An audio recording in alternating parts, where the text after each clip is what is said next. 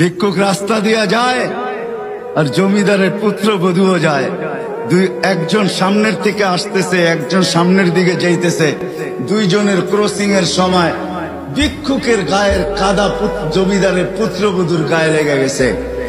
সে দুনিয়া আন্ধার করে ফেলছে, স্বামীকে ডাইকা নিয়ে আসছে, বলছে ভিক্ষুক আমার কাপড় নষ্ট করে দিছে। সে শুধু ভিক্ষুক ছিল না, বৃদ্ধ ছিল। বৃদ্ধ ছিল না শুধু, জীর্ণ ছিল, শীর্ণ ছিল। শরীরে কাপড় ছিল না, ফাটা চিরা কাপড় ছিল। পায়ে জুতা ছিল না, পেটে ভাত ছিল না। জমিদারের পুত্র সইতে পারে নাই, যৌবনী শক্তি সয়তো সয় কি কইরা তার স্ত্রীর গায়ে ভিক্ষুকের কাদা। বস সমগ্র শক্তিকে হাতে জমা করা, একত্র করা বৃদ্ধের গালে বসায়।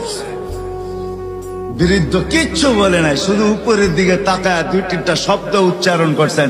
শব্দগুলা হলো ইয়া মাল্লা তারা হলো ওয়ুন, ও আল্লাহ তোকে চোখে দেখা যায় না।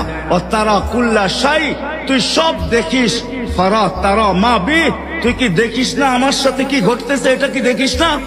বলতে দেরি যুবক, মরতে দেরি হয় নাই। জমিদার চলে আসছে, প্রতিশোধ নিবে। বৃদ্ধের একদিকে মুস্কি হাসি, একদিকে বলতেছে প্রেমের খেলা এমনই হয়।